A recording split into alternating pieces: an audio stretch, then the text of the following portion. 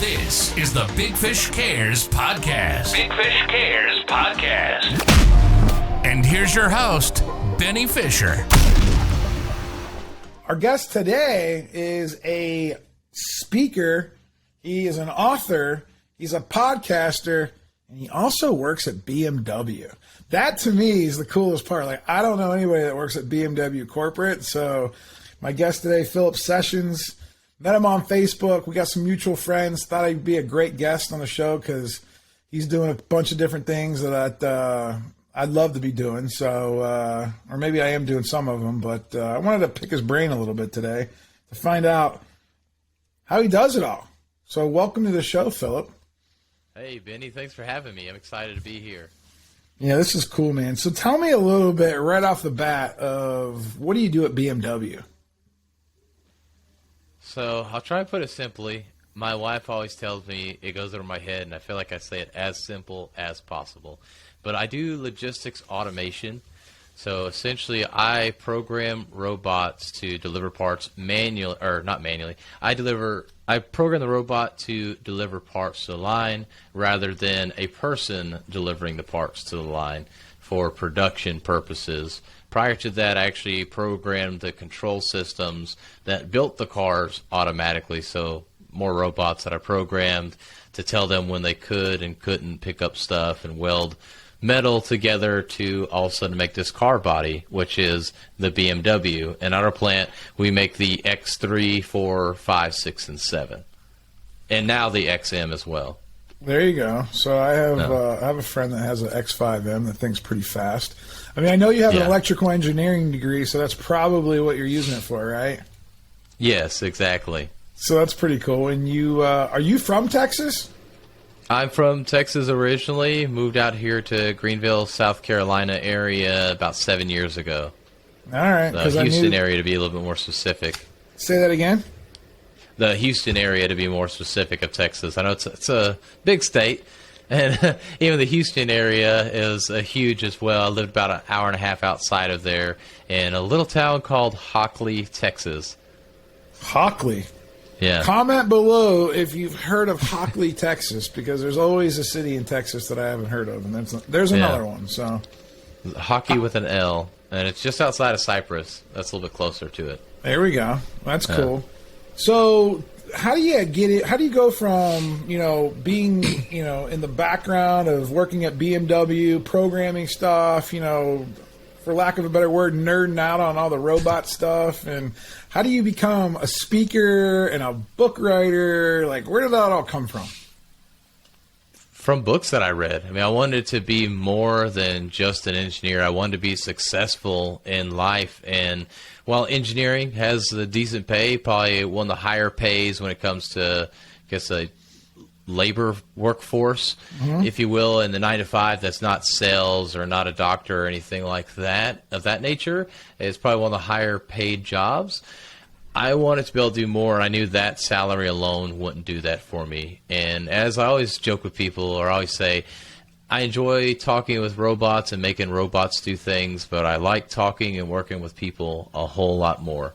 And so from the books and everything that I read and my own ambitions of being more and be able to help more people, that's where all the speaking, the book writing, and podcasting, all of that came together because I wanted to leave that legacy as well. So help people and leave a legacy. And when I started all this, it was for my future wife and children more specifically. And now I'm married and have one daughter. She's 14 months old as we're recording this. And it's just exciting to see that the things that I've been doing and I will continue to do are things that she'll be able to look at later and use as an example for herself to become whatever she wants to be, hopefully an entrepreneur. But whatever she wants to be, she'll be able to see that and be proud that Dad went after all his aspirations. Yeah, that's pretty cool. I keep telling my 8-year-old son, hey, I got a podcast. Will you tune in? Because he's on YouTube all the time, right? So, but he doesn't want to hear about all the boring stuff that I got. I don't have, what's his name? What's that YouTuber that does all that big stuff? You probably don't know. I cannot think his name. You don't have any little kids yet. He's got Oh my gosh, I can't believe I know it.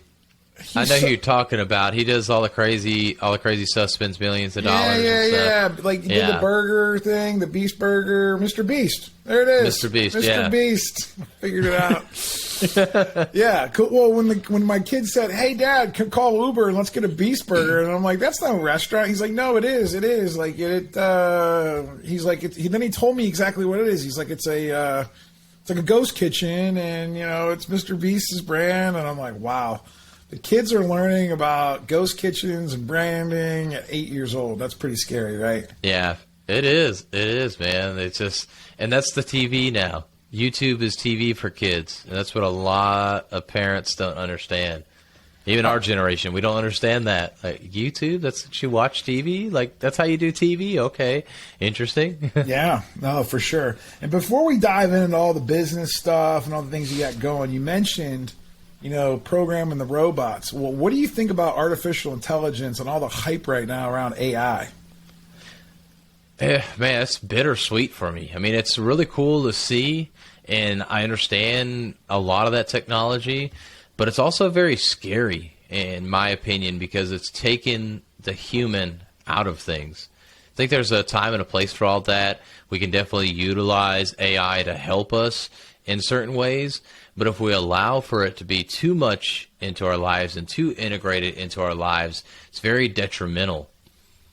I mean, think about social media, just the impact that has had on our speaking abilities and our relationship abilities. We saw these keyboard warriors, and they're ready to go, they're ready to rumble behind the keyboard, but they would never say that in person. And just because that's empowered them that way, and this is just social media, we're still humans behind the keyboard. When we take away that human aspect, we're taking away all of humankind. So to me, it's a very scary thing that could come if the AI gets too far along. And I'm not trying to say it's going to be like iRobot or like what's that thing with Arnold Schwarzenegger with the a Terminator. It's Terminator. Like, I'm not saying like Terminator or anything like that, but it is scary because it's essentially it's going to make people stupid. It's just, I mean, I can't tell you how many passwords my phone, I can have Face ID and it remembers my password and I can't remember the password now. Just think about that. If you start using, especially as Chat GPT, and you're using that to write your copy, you're using that to do everything for you, you're going to stop thinking. And when you stop thinking, you lose that ability to think critically. You lose that ability to think creatively. So it's I want to push back on that for a second because I have a different perspective. I do agree with all that. There's always, wherever there's good, there's bad, right? Yeah. When you say it's going to stop creativity, I still feel like we have to. I actually think ultimately, if robots did exactly what I think the robots could do, I think that's all we would be left with, is with creativity and art and each other and good conversation and the sand and the water and the mountains and like kumbaya. Because guess what? Now we don't have to work as hard. We don't have to worry about money as much, right? Because like it's just going to be an abundance. To me, like I feel like it's going to be an abundant world out there. Mm-hmm. And I think that, in my perfect vision of it, like people will have more time. They won't be living in survival mode. So, and then there's always going to be more room than in education. Because I think education's in trouble. The way we know it, like government education is in trouble. Like right now I can write a paper on anything I want. All they got to do is prompt it, right? Yeah. So what happens when we turn education into more creativity and arts and crafts all day and teaching each other how to be emotionally intelligent while instead of learning how to do math like the old-fashioned way and how to write paragraphs because I don't know how old you're a lot younger. How old are you? 31. I'm 41. So when I learned how to write cursive, right? Like I don't even know if they teach kids that anymore. But like what's the point, right? Like what's the point? I ain't gonna write cursive. I mean, so like we spend all this time like doing things like I never had to, like I got calculators and spreadsheets, man. I don't gotta do math problems anymore. And I get that it's nice to know like how to do it, but at the end of the day, if we can teach people other things, right? Like what to put into the program, like how to program the robot, right? Like how to get things done. I don't know. I guess that's the perspective I want to have, because I don't want to have to, you hear all the, all the bad stuff out there that's going to do. It's going to take jobs away. Well, to me, I feel like no one wants to work anyway. Yeah. So I don't know. What do you say about that? I feel like there's going to be more of a separation between your, if you will, upper and lower class, or maybe the smart, intelligent people and the not so intelligent people. And that's where I'm more scared of the AI, because people need to work. People need to be able to do something. And me being around this technology, and look, I'm fortunate that I have the mental capacities to be able to understand and develop this technology. But there's people that are around it and they're becoming obsolete. I see a lot of these older people in manufacturing, because this stuff is getting more and more sophisticated, they're not as useful anymore, unfortunately. And part of that's because they don't care to learn. They're kind of at that age where it's like, well, it's not going to come quick enough that I'll lose my job, but I don't have enough time that I really care to learn either. So it's kind of a little bit of laziness, but also, I mean, some people they are not capable of learning those sophisticated systems and everything. So we have to still have this ability for people to have these, I hate to say, I don't want to say this as a bad thing, but have those lower end jobs, those lower skill set jobs, because people do need to do something, and they can't just sit there and drink mimosas and be on the beach all day, and then that turns into socialism. I don't know about you, but I'm not a fan for socialism. Well, I'm not a fan for socialism either, but I definitely think AI is going to drive us more to that. But I also think, what if it drives the basic?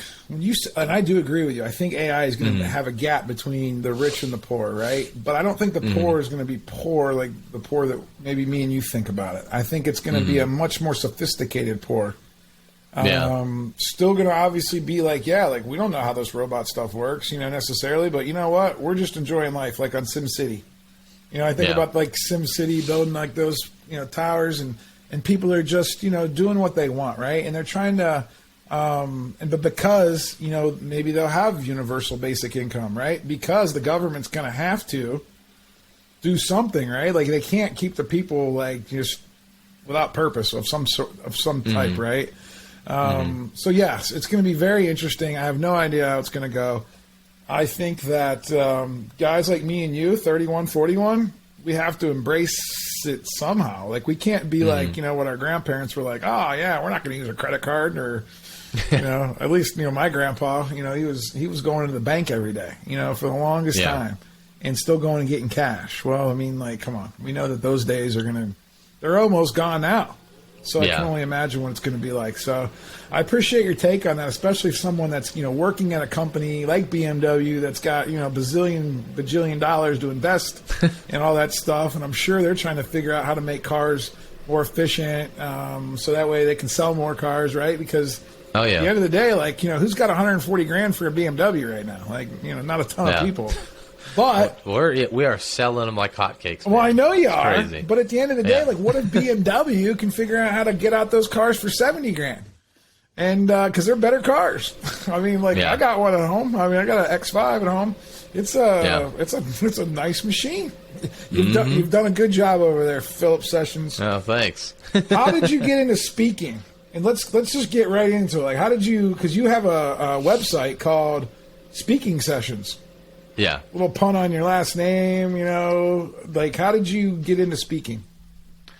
So it really started with a desire. That seems like how everything is for me. It's a desire. I want to do this, and so I go after it. And actually, while at BMW, there was this opportunity to go over to HR to do leadership and professional development. And at that point, I had started with fitness coaching. That was the kind of thing I was doing on the side.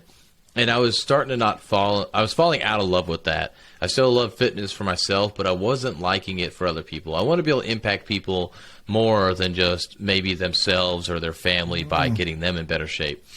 And I was looking towards leadership, but there was still this imposter syndrome kind of going on there. And when I got in this role, one of the things was to do presentation skills development for some of the entry-level management. I said, you know what?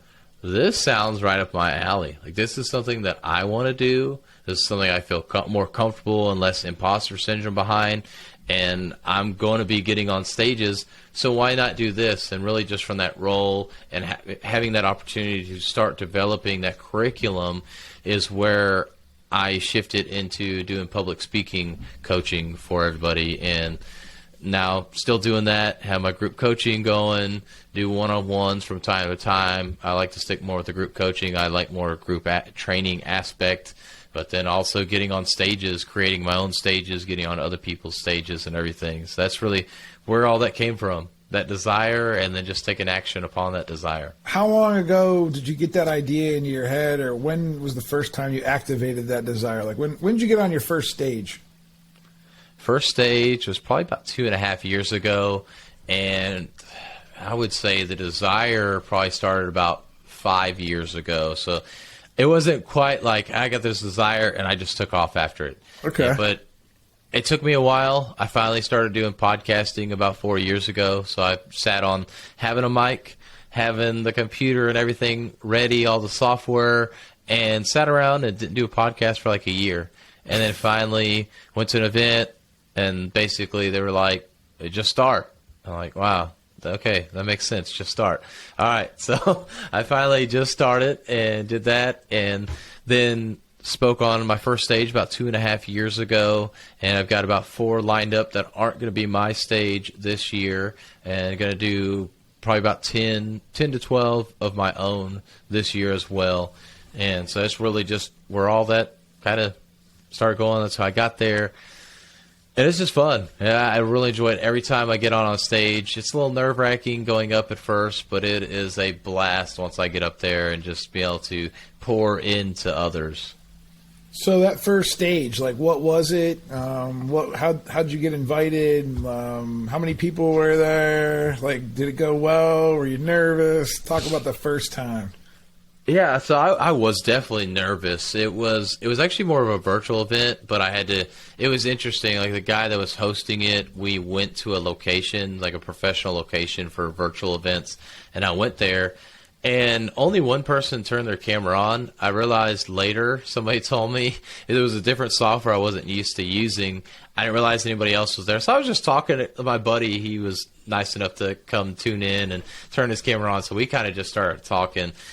But I did feel like I didn't speak super well. I felt like I was underprepared for speaking at that point and everything. So I was nervous. I was a little ashamed of myself at the end because I felt like I should have prepared more, and I was just a slacker and didn't prepare so much for that.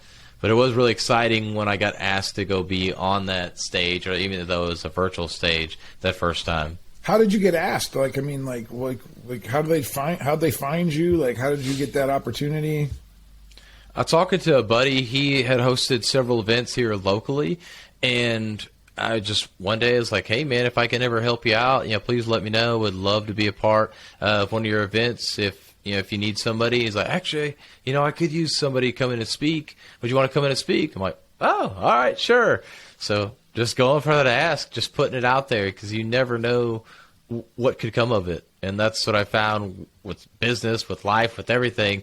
You just got to put it out there. And people are either going to say no, or they'll say yes, or maybe they'll say not yet. And you can just kind of follow them from there. So did you have to... Did you pick the topic, or did they kind of tell you, hey, we need somebody to talk about this, and then you kind of had to curate your own thing? Like, what was the preparation, the little bit of preparation that you did do? What was entailed in that? Yeah, so this was for a men's group, so I had that in mind and what that was, but he was pretty open with what he wanted me to talk about. He gave me some ideas of what he wanted me to talk about, and I was able to kind of bring in my stories based around what he wanted to talk about. And so back then, I didn't really understand how to be a great speaker. I just had this idea, I want to be a speaker. Didn't know exactly what that meant at the time.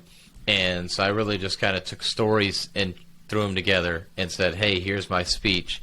not realizing that I should have somewhere that this speech is taking everybody. It has a beginning, a middle, and an end. I just kind of was like, this is an idea. I'm going to throw it together, and then I'll like randomly kind of end with, hey guys, thanks for listening, essentially.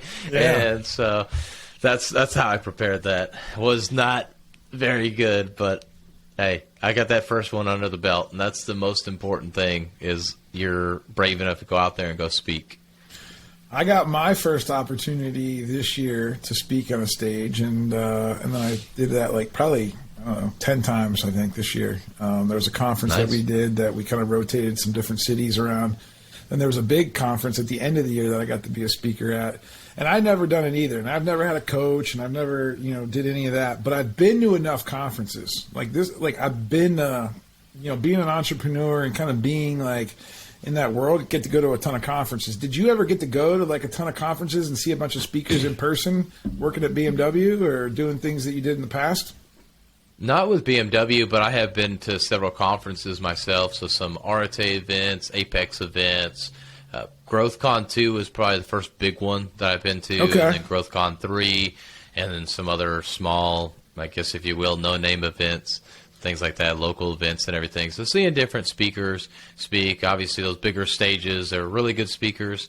Some of those smaller stages, you kind of see things probably more that you like, but more that you didn't like and what you wouldn't want to do, kind of thing. More presentation style, I would say. Yeah, for more sure. like slide. Did you use a slide deck your first time? I did not. I that's actually good. don't really like using slide decks. Yeah. What about you? I have to use a slide deck because I have ADHD, and sometimes it helps me stay like on track, because like I could just start talking and I'll just like rabbit trail. When I get up in the audience, like I'm a total extrovert, right? So I'm feeding off the audience, right? And I'm kind of like, I have a plan, but that plan can punch me in the face soon as I read the audience, and I'm sure there's different ways to kind of go about building first of all, talk, first of all, getting on stage, and then, getting back up on stage and building yourself up. What are some keys that you teach people that want to be a speaker? Like, what are the things that you guys talk about in your coaching? So to get on stage and become that speaker, first of all, you need to be on social media. You need to be posting videos. It's obviously a good thing, but if you're posting pictures and long form messages and everything, that's fine as well, but you want to make sure you're getting videos so that people can get to know who you are, how you speak, and what your style is, because not everybody's style and not everybody's speaking is going to fit the audience. So that's what I work with my clients on first is, hey, let's get your presence on social media, because that's your digital resume. People are going to look there, event sponsors, event hosts, event coordinators, they're all going to look there on social media. And, of course, you have to send them a sizzle reel, especially these bigger events. What a sizzle reel is essentially kind of like a highlight reel of you speaking or you doing some kind of events.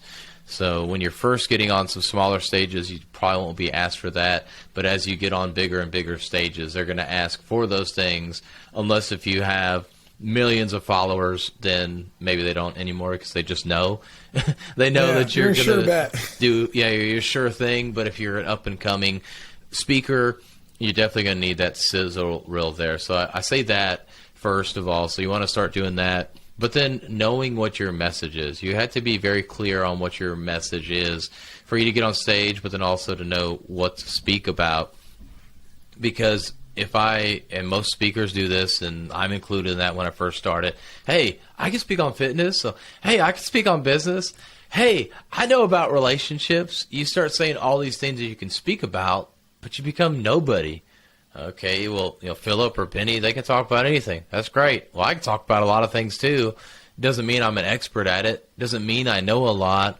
So focus on one topic or one general subject, if you will, and be all in on that and get known for that. And as you get a bigger and bigger name, then you can expand out a little bit from there. But it's just like a business. I mean, literally, speaking is a business in itself. You wouldn't go and have a business and you have a product that's for everybody. You have a product that fits a specific need. You have a service that fits a specific need, and you build that out, and you build your credibility for that specific need, and then eventually it kind of has a trickle effect, and it goes outside of that specific need. And it's the same thing with speaking. You have to speak to a specific audience and be able to present a specific message that's going to resonate with those people and help them with a certain outcome. And then eventually you can start expanding from there for you to be able to get known. And then to continue to get on stages, it's being a gracious guest, being a great speaker, and relating to the audience. Don't go up there thinking that you're the best thing since sliced bread. You're the most amazing speaker out there. Be humble. Give tons of value. Really give more value than you're going to get. And depending on the stage, some stages you will be able to sell from stage, but if it's a stage that you're not supposed to sell, don't sell. That is the easiest way to not be invited back on a stage. And of course, be on time, be early, really help out however you can for that event host, because it's a very stressful week, very stressful day, the day of the event. So the more you can make it easy on the host, the more likely they'll want to invite you back. But then also making the connections with those speakers as well. If you're not connected with other speakers, more than likely it's going to be hard for you to go get on another stage. So make sure you're connecting with the hosts, with other speakers, so as they get on other stages, they can invite you as well. So make friends with everybody. That's cool. What there's 3 different ways, right? That you can. There's monetary things, right? You can pay to be on stages. I've been finding out, right? Like, which was crazy to me. I never knew that was a thing, right? Just like you can pay to be on a cover of a magazine, right?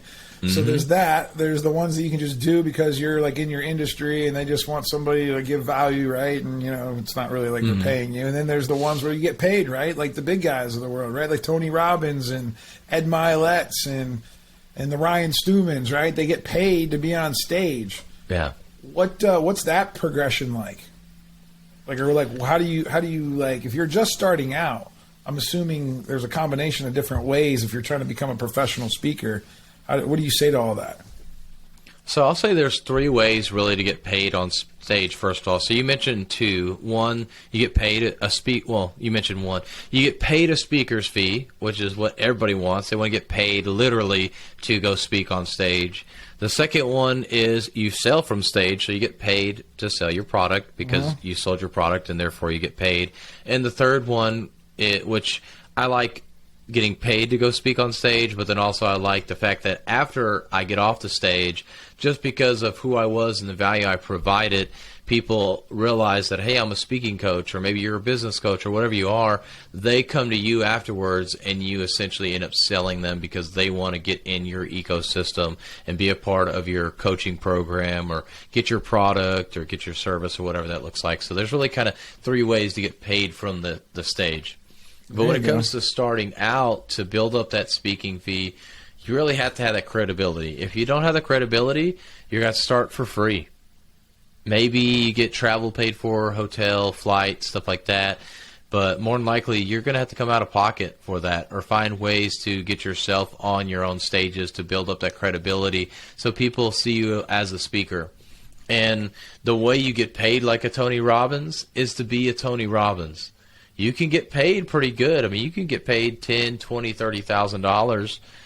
Getting up to 100 is going to be a little more difficult. You gotta be famous. That's like the Gary. I mean, I think Gary V's like $250K. And I think I think he's on up there now. I'm assuming Ed Milet's probably a $100K guy. I bet or maybe even a little bit probably more. I think Bill Clinton. I think I saw one time he got paid like $1 million. He got paid like $1 million. That doesn't. That's how they make all their money, man. They make all their money after the presidency. Yeah, exactly. But still, so we're talking about people that are very well known. Yeah, can bring an audience. That's the thing. If you're well known, if you can bring an audience, which means you're going to bring sales to the event, you're going to be able to get paid more.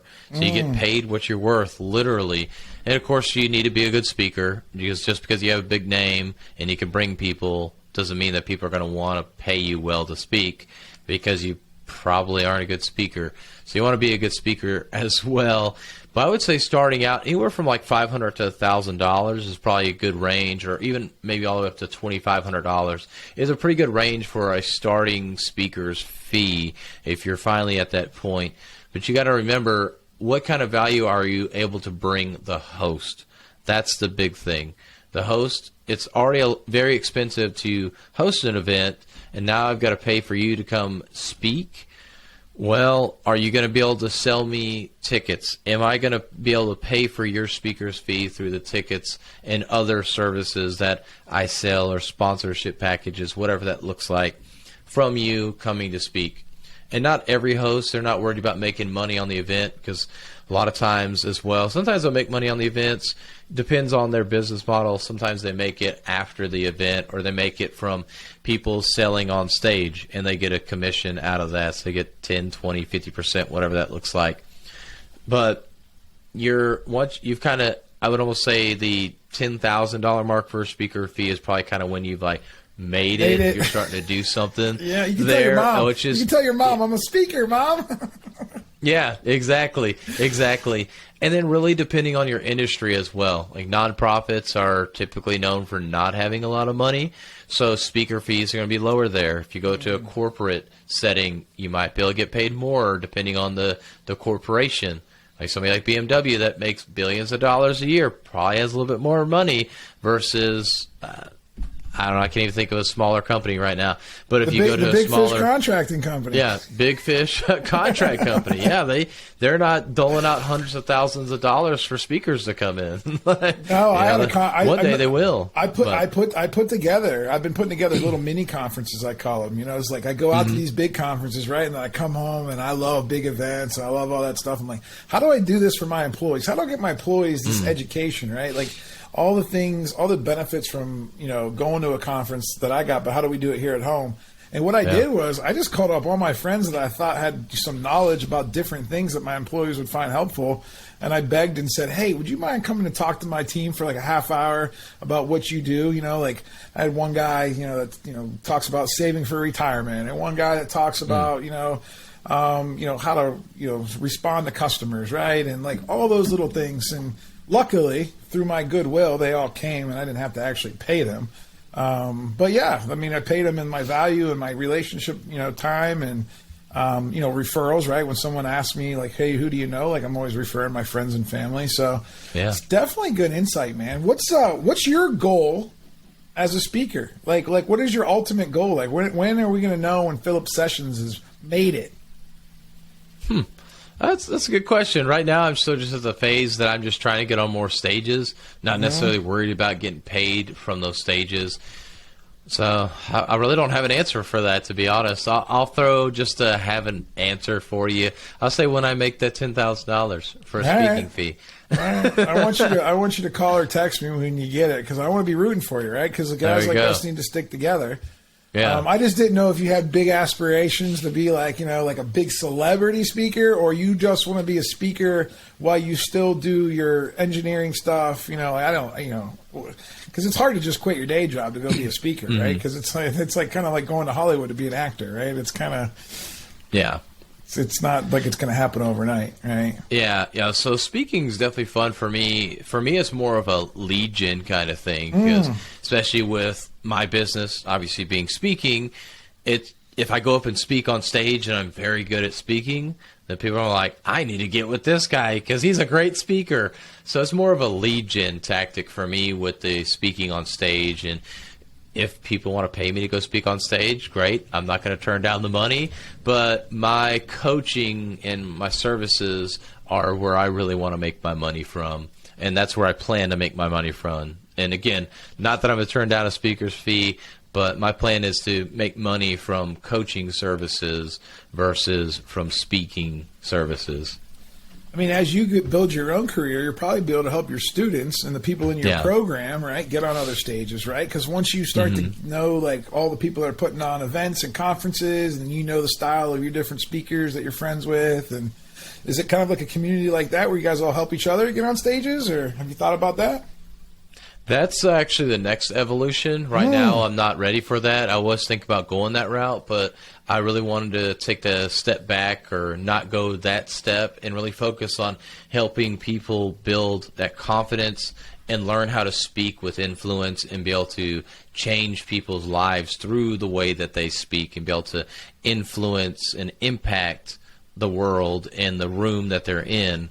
And then once I get that down and I build up that network, which is a big missing piece that I have right now, is the network within the speaking community, if you will, and the conference community. And once I get that network up and to a point that I feel comfortable that, hey, you know, Benny, you come to me, you're like, hey, I want to get on 10 stages this year. I'm like, yeah, man, no problem, let's do it. And I basically just charge a commission, like a brokerage or broker's fee, and put you on whatever stage you want. And, hey, okay, here's what they can pay you. You good with that? Yeah, I'm good with that. All right, let's go. And, yeah, I take like 20, 30% of that. But I got you on stage kind of thing. So that's the next evolution for me right now. Someone offered me a 20%. I met somebody the other day. They're like, hey, if you can get me on that stage, I'll give you 20%. I'm like, whoa. I'm like, whoa. Yeah. I'm like, dang, man. Like, he charges like 50 grand too. I'm like, I can make 10 grand just by making the connection. Yeah. And I'm thinking like, wow, that's a pretty cool little gig. I got to start. And that's what I love doing. I love connecting people. I love networking with people. I feel like you do too. Actually, almost more fun than anything else is like the connection part, right? It is. And I love seeing that. When I did my first event myself and brought speakers on, it was really awesome just to see that I put this event together. I brought these speakers together and just to watch them speak, because a few of them I coached in another event I spoke at last year. I coached a couple of those people as well, and it was just really cool to see the students there with me speaking and just seeing how well they did. And so it really filled my heart and made me feel really good to see them up there speaking and just to watch these people speak and giving them that opportunity, because it's a huge opportunity to be able to speak on stage and to speak in front of others, and it's something I don't take lightly. If someone wants more information, how to get part of your program or more information about how to become a better speaker, where do they go? You can go to speakingsessions.com/coaching is where literally all my coaching stuff is at on my website. Or you can hit me up on Facebook, The Real Philip Sessions, or over on LinkedIn at Philip Sessions. If you're listening right now, and you guys can put a comment below, I want to know who your favorite speaker is, because for me, mine's Tony Robbins. I love listening to that guy talk. Who's your favorite speaker? It's always a toss-up for me between Ed Milet and Ryan Stewman. Ed Milet is a very polished, very good speaker, can draw in so much emotion and really get you into his story. He's a very good storyteller as well. But I really like the way that Ryan Stewman brings in a lot of humor. He's very personable with it, and even when he messes up, he just kind of makes a joke about it. And so it's kind of cool to see where he's not the most polished speaker. I still really enjoy it because he's one of those guys that's like, hey, I'm just up here trying to make a difference. I'm not worried about what I look like, how I sound like, if I'm the most polished speaker. I'm doing this to benefit the audience. I've had a bunch of people on my podcast. You're probably like, I don't know, number 5 or 6 that have been out of that Apex group. It's been pretty cool because I feel like you guys get to see stages a lot, right? Ryan's got all of his buddies now because he's elevated in the game. So you probably heard some amazing speakers. I know you mentioned Ed Milet. Is there anybody else that rings a bell that you kind of like? Jesse Itzler, he's another really good one. Really good. Oh, he's emotional too. He can bring tears to your eye. Yes. He was at VCon last year. Yeah, and I'll say this as well. A lot of people think that every time they get on stage, they need to have a new speech. You don't. No. Trust me, I've heard Ed multiple times. I've heard Jesse multiple times. And guess what? They share the same exact speech, are very similar. It's like a little nuance they changed, and it was more probably a tweak because they realized, hey, if I do it this way, I'm going to draw in a little bit more emotion. If I do it that way, I'm going to bring the audience in and engage them more. And so they're saying the same speech over and over again because guess what? If you're doing the same thing over and over again, you're only going to get better and better and better. But if you're constantly changing up, you're not going to get good. So realize you don't need to change your speech up every single time you get on stage. It can be the same thing. Because just like an ad, you see that ad 5, 10, 20 times, you see it, you recognize it, and then one day all of a sudden, hey, I need that product. And that's exactly how it is with speaking. People need to hear that message over and over and over again until finally it's like, oh, I need to do something about that. Oh, that makes sense. They're finally going to take that action. So don't be afraid to say the same speech, but make sure that you tweak it so that it just gets better and better every time. That's so good. I think that's probably the best nugget I've gotten so far because when you're the person doing it, sometimes you're like, man, I'm bored with this. I'm bored with it. I've already said this. I've already said this. Oh, people have already heard this. Like everybody, like, no, I'm nobody. Nobody's heard it. Like if Tony Robbins gets up and says the same thing over and over again, and Gary Vee gets up and says the same thing over and over again, it must work. Yeah. You think Tony Robbins' workshops have changed completely every single time? No. Nope. I mean, and do the same people go back time and time again? Yep. Well, they get something different every time because they're hearing something different. Are you familiar with NLP? Mm-hmm. Neuro-linguistic programming? Yeah. I mean, I know of it. I'm not super in the weeds familiar with it. I was just curious. I had a guest on my show back, I don't know, a few episodes, Eli Wild. And he actually studied under Tony Robbins. And he's actually having a 2-day speaking a coaching session down in Miami on, I think, February 3rd and 4th.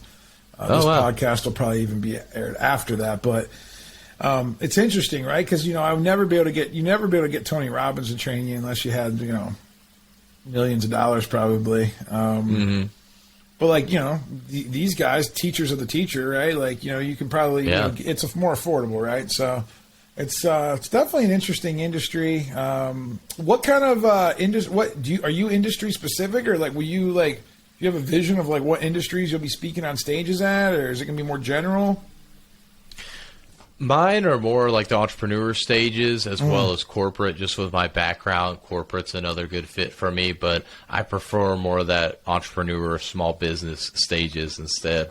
That's cool. All right, we're going to shift gears. Enough about the speaking. I'm sure you're tired of talking about that stuff all the time.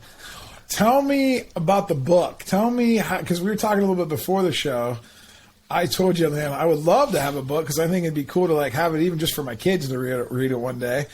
Mm-hmm. How do you go about writing a book? Because like to me, that seems like an arduous. Is that even the right word? I don't know. It sounds like a really hard work. It sounds like a really hard thing to do if you're not like naturally like a writer. Yeah, it takes a ton of discipline if you're going to do it writing.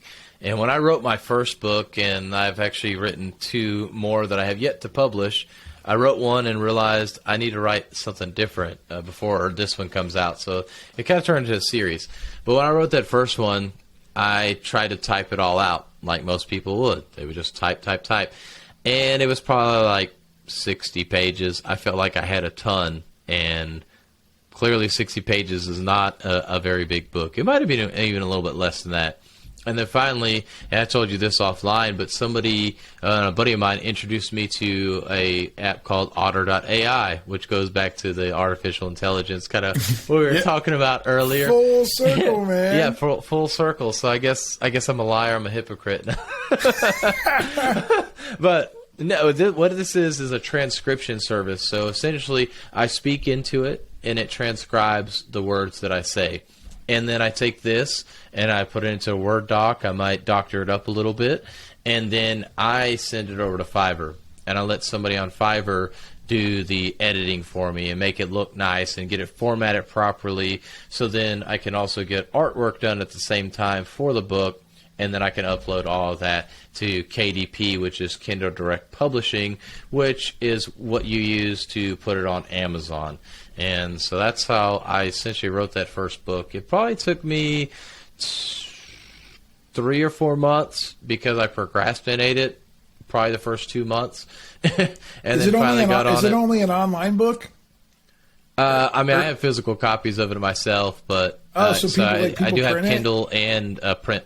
Yeah. Oh, interesting. So what's that process like? Is that the same process, like to get like one in paperback? I mean... Yeah, I mean, it's literally you select like ebook and it's different formatting, so you can do that through Fiverr as well. But you can do the Kindle version or you can do paperback version, and you can do hardcover. But that one, what I noticed, I did one in hardcover once, or I tried, and it takes a lot longer to ship for some reason versus the paperback. So the paperback's just the easiest, but you can do those through KDP. Now, if you want to do the Audible version, obviously you need to speak that out, and you have to get that on acx.com, which is Audible's platform. And I don't remember. I had somebody actually do that for me. I just spoke it. I read the book out loud and gave them all the MP3s, and they uploaded it and everything for me. So I don't know if it takes MP3 or what file format that takes, but that's on ACX for the Audible portion. Do you think that did you do the book before you started doing the speaking, or did you do the speaking, or did you do the book after the speaking? So I did the book before the speaking, and that's why I'm writing another one, because that one's called Mindset Over Motivation. So while it still can tie in with speaking, it's not directly tied in.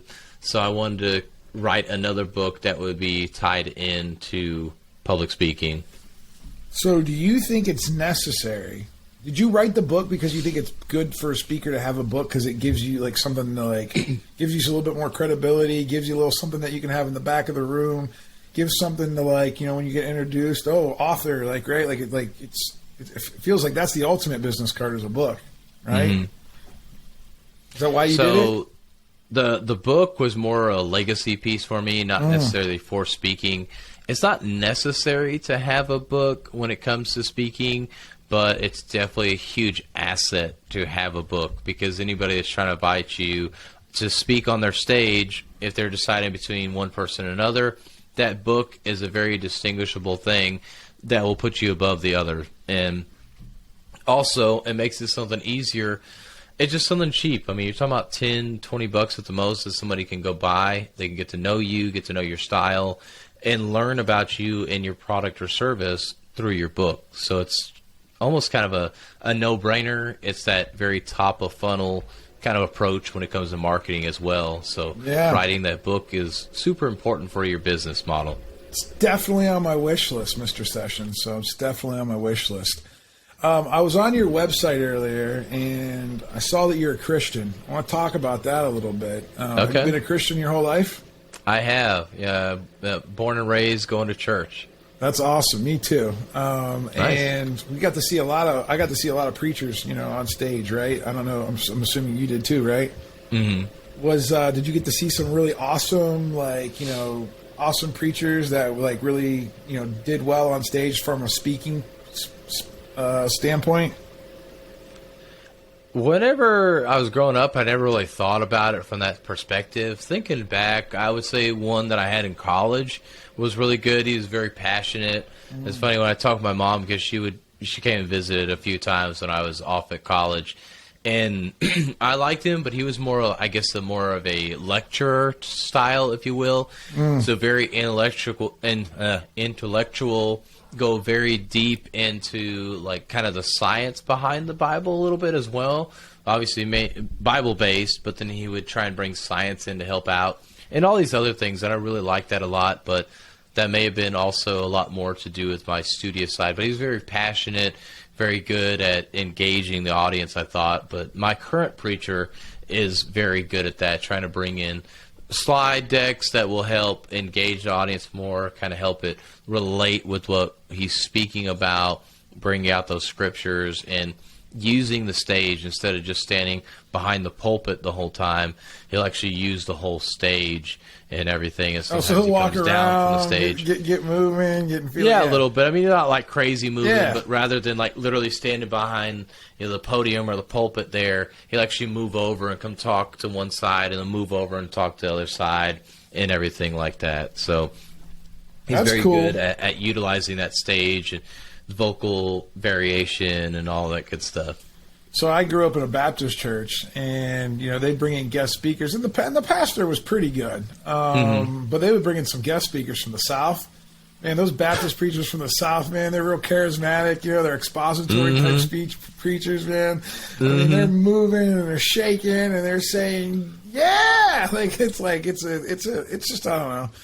That was my first ever experience with like thinking like, wow, like that's got to feel cool up on stage, like, you know, just giving it your all and like, you know, like just letting it pour out of you like that. And I think that I feel like preachers are really good at that. And I think a lot of that has to do with the Holy Spirit talking to them and like passing through there. But yeah, I wanted to check with you on that because I noticed that I like that about you. I think that's important. I think that's important in life, that people really have a bigger purpose, right? What do you say about purpose? I know you could probably do a whole talk on purpose. But yeah, purpose is a huge driver for me. And I'll go back to the whole legacy piece like I talked about. All the things that I do is for that legacy, and which is really my purpose, to be able to give the life to my daughter and to my wife that I want them to be able to have. I don't want us to have to be worried about when the next paycheck's coming, be worried about can we afford that or not. And some of these things we're not there yet. Some of those things we don't have to worry about and should never have to worry about. But just to be able to give them whatever they want. If they want it, I want to be able to give it to them, because I want them to be able to be comfortable and have the best life possible. And so they're really my purpose. And then beyond them, my purpose is to really impact the world as well and leave the legacy there. And so one of the things I'm currently working on, I think the city I live in right now, it's called Lawrence, South Carolina, which is just south of Greenville, is something it's coming. Like the next 10 years, there's going to be a lot of big changes. So I'm really heavily getting focused on networking here in the local area and becoming an influence in this area.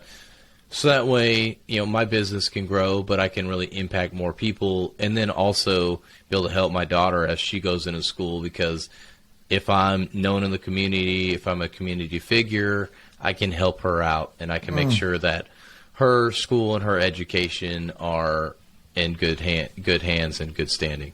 That's awesome. That's one of the best benefits too. Like even for me, like becoming a business owner, I remember thinking like if I'm a local business owner and I have like a reputation and I have a good name, like that's going to be able to give my kids like just more opportunity, right? Opportunity that I never had, right? You know, that's the way, you know, I grew up without that opportunity. So I'm like thinking like, how do I give that to them? Let's talk about really quick before we wrap this up. Like, what's the biggest hurdle or piece of adversity that you've overcome in your life to get you where you're at today? Man, there's so many things that the biggest one that people would be like, wow, or like the biggest one that you are like, wow, like the single biggest piece of adversity that you're proud of that you overcame. I'm going to say a lot of the debt that I went in. I was in a lot of debt, from student loan debt, from car debt, credit cards. It was in the six figures. And wow. Really, college though. I mean, like that's easy. I shouldn't have. Yeah. School was about $60,000. My car was about $40,000, and then credit cards and other miscellaneous things, probably another like 10 or 20,000. So right there in six figures. And I moved to South Carolina about 7 years ago, and making $60,000 a year, and I had no money. I mean, making $60,000 a year is not bad. And I remember actually a preacher and his friend, my preacher at the time, he was younger than me, and his friend, they were both younger than me. And they're like, man, it'd be awesome just to make like $50,000. And in the back of my mind, I'm like, yeah, I'm making 60 and I'm not making it. Like, and I'm broke. It ain't that good. Yeah. Yeah. It ain't that good. And so really, I ended up making a move to Statesboro, Georgia to kind of help me out. I ended up going up to $70,000 a year. But what I did, and really just overcoming that adversity of that debt, was just selling everything. I mean, I sold my truck. Went from a 2014, and this was 2016. So I bought it brand new, 2014 F-150 King Ranch. Man, it was a beautiful truck. I miss it to this day. And went and got a 2012 Ford Fusion Hybrid. And it was funny. That's quite the change. Yeah. It was funny, and I got to tell a story, especially you being a car sales guy. The guy, he just kind of going the whole thing. I'm like checking out the car. He's like, okay, so you buy in cash, you trading in. What are we doing here? I said, I'm trading in. He's like, okay. He's like, so what are you trading in? I'm like, 2014 F-150 King Ranch. He's like, what? Okay. Okay. Like, he was just confused. And he was like, everything all right? It's like, yeah, man, I just got to get out of debt. And so, I was doing that. I went and got 2 roommates. They were in college while here I am working a full-time job, already graduated. So I went from like $800 a month in rent down to like $400 all in. It was probably $1,000, $1,200 with utilities and everything prior to that. The truck was $749 a month. I got rid of that. Had $300 a month payment, and I paid off the car in 3 months, and really got down to now I have one student loan that's 0% interest, and I just don't worry about that because it's 0%. But I got all of that paid off within 2 years, I think. So from selling stuff, you can always buy another King Ranch, bro. Yeah, exactly. One day I'll buy that. There's so many other things to worry about, but that was really my biggest adversity, and that's not that bad.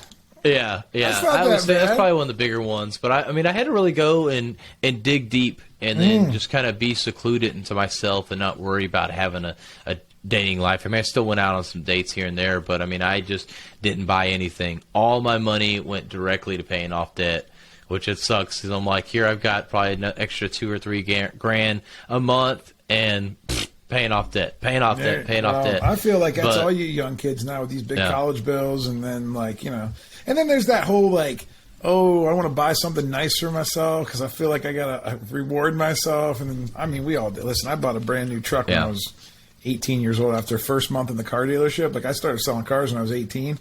Yeah, made like $5 grand in 1 month. Thought I was rich.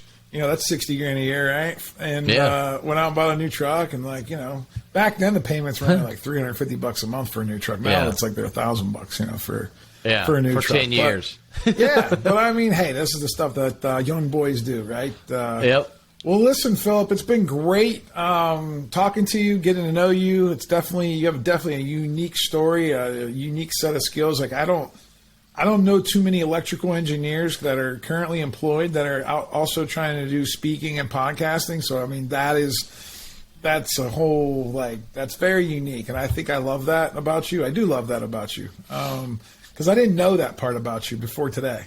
I knew that you were speaking, and I know you hang out with a bunch of business guys. I had no idea, though, you're an electrical engineer that, just said, oh, you know what? I want to go do that, So that's been awesome. There's 5 questions I ask every guest, and it's kind of like a situational thing. So put yourself, I'm going to put you on an island for the rest of your life, and you're going to be secluded, no other people. You're allowed to take one book with you. What book do you take? I guess I'll exclude the Bible from this one, right? That's the one that everybody would go to. That's about half the people say that. So give me the other one. Yeah. Man. God won't be mad.